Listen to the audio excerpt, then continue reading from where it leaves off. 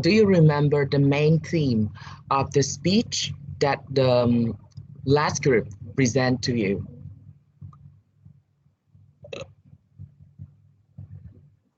Okay, I suppose.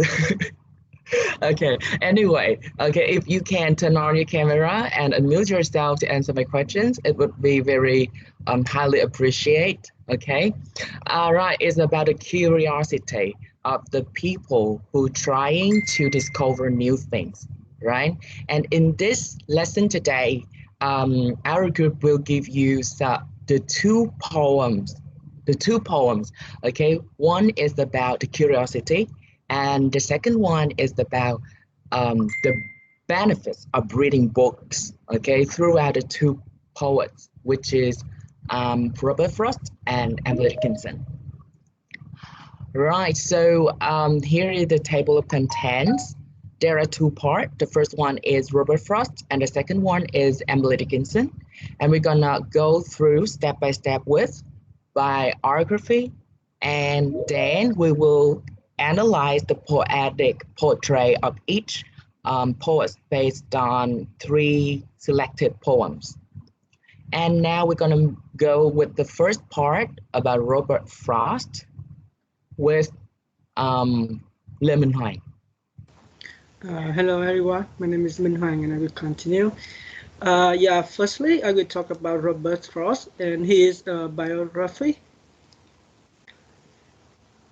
Okay, now we come to the end presentation. Okay, so now we are going to talk about the poetic portrait of Robert Frost. Okay, we're gonna analyze the poetic portraits based on the three selected poems. The first one is Fire and Ice, the second one is The Road Not Taken, and the third one is Mending Wall. Okay, right, so let's go with the theme and tone. When you look at Robert Frost's poem, you can see that one of the predominant themes of Robert Frost is the barrier. Okay, the human is usually try to bring down the barriers that may be between the man and the environment, or the man and the man. Man here is mean the human and human, right? Okay, so because there are so many barriers that we need to bring down, so you can realize the human's limitation. This is the second theme that usually have occurred in Robert Frost's poems. And both of these themes are usually setting with nature. Okay, I'm gonna go into talk more specifically about the background setting in nature. Okay, about the nature is the background setting. Okay, as Huang said before, that because Robert Frost is known as the pastoral poet because he had the period of time living in Hampshire and work as a farmer. Therefore, its effect on the way that he usually expressed on her poems. For example, he usually set the background as nature to emphasize the conflict of the natural world, for example, between the urban and the rural lifestyles. And based on that, based on those conflicts, we can realize the realism in her, the realism, yes. So let's take Fire and Ice as an example. Okay, so when you read this poem, you can realize that I'm not sure that have you read this one already, because I have sent this poem for you on the Zello. But anyway, let's jump right into the poem, okay? Fire and Ice. When you look at the whole poem, you can see that Robert Frost is mentioned about the end. Some say the world will end in fire. It means the end of the world, right? And it's imitated by the two images. The first one is fire, and the second one is ice. So fire and ice are the two things that is contract to each other. So we call this one antithesis, okay? So fire is represent for the desire, the human desire, which is maybe love, which is maybe passion for doing something. And In contrast with that is the eyes. It illustrates for the hatred, the human hatred. We are always hated each other, right? So this is the metaphor, okay? That's the metaphor, and the use of the image, like fire and ice, is known as the symbolicity. Okay, so and next one, when we read this one, from what I tasted of desire, I hold with those who favor fire. It means he want to encourage us to follow that, to follow our dream, to follow our love, and to follow our passion. In contrast with that, he say, I think I know enough or paid to say that for destruction I is also great, I would suffice. Okay, so the fire is mean the encouragement, but the eyes is the hatred, and he said that is also great. Why is that? Because this is the drama of human life. There are always some people hate you, and they may stop you, prevent you from the way that you following your dream. So it's kind of a drama. It's kind of the dramatic of your life, and it's unavoidable. Therefore, based on the fire and ice, he want to mention us about the realism, right? The realism, like what sources is used to see the contradictory, and finally we can realize the the realism. Okay, so next up we're gonna look more about the word choice.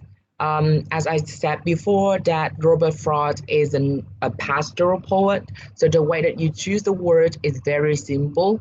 It's the everyday language. Okay.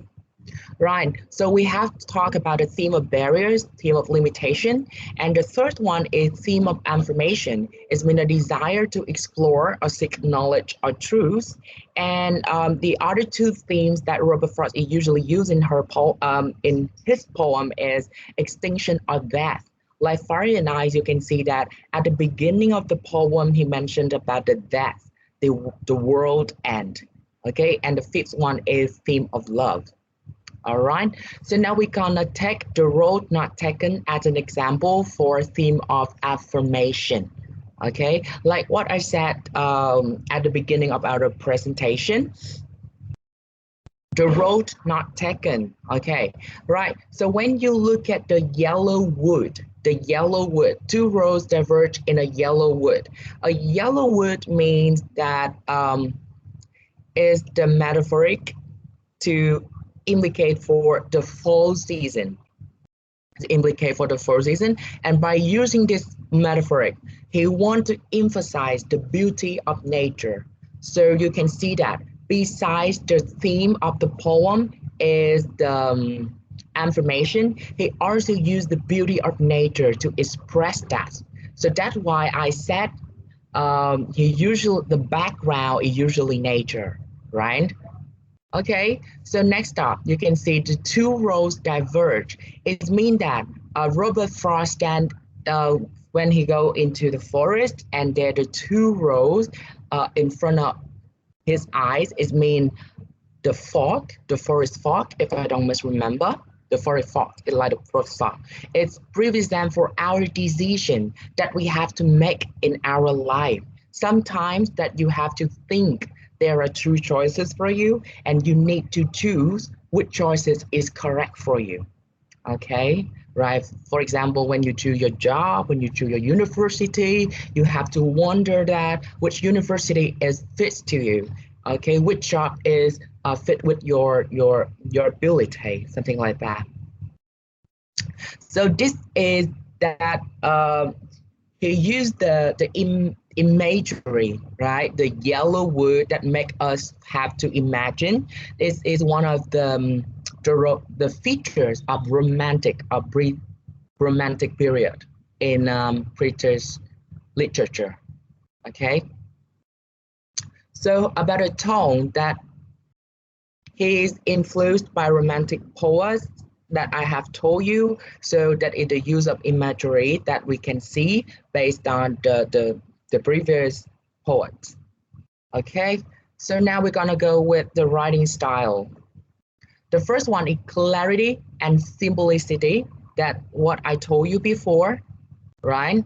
Because he is the pastoral poet, so he have to deal with the subject of everyday life in the countryside. So the way that he use words is very simple, and like Huang explained to you, it's called colloquial speech. Okay, right. So the second one is the metaphorical devices. That when you look at the Fahrenheit is absolutely a metaphor, and when you look at the role not taken, the diverse roles a metaphor your decisions, right? Okay, so and the last one is equality.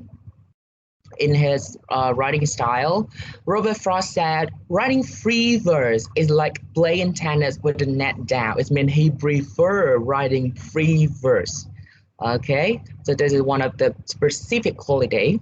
So free verse mean is something like lyric poetry. And when you look at the two previous poem, it's very short. Okay, it expressed the personal thoughts, right, about the you have to make decisions about the information, something like that. And the second one in narrative poetry is mean a story of a single event, but it's expressed through poetry. And the third one is dramatic poetry. It means even though this is the poetry, but it look like a play. Okay, it look like a play, and you're gonna have a chance to look more closely about that through on the poem Mending Wall. Okay. Okay, so when you look at this, okay, you can see some sentences here. Robert Frost put them into the like says, right? And then you see that the mark, uh-huh. It looked like a direct speech. It looked like direct speech, which is known as narrative blank verse, okay, narrative one, right? And it's expressed by colloquial speech, okay? So yeah, and how about the theme of the poem?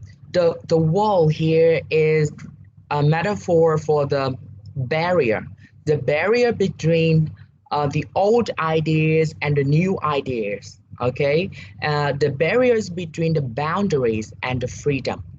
Okay, so through on this one is expressed the conflict, like what I said at the beginning of my presentation. And that's all about Robert Frost. So now we're going to move to Emily Dickinson. Okay.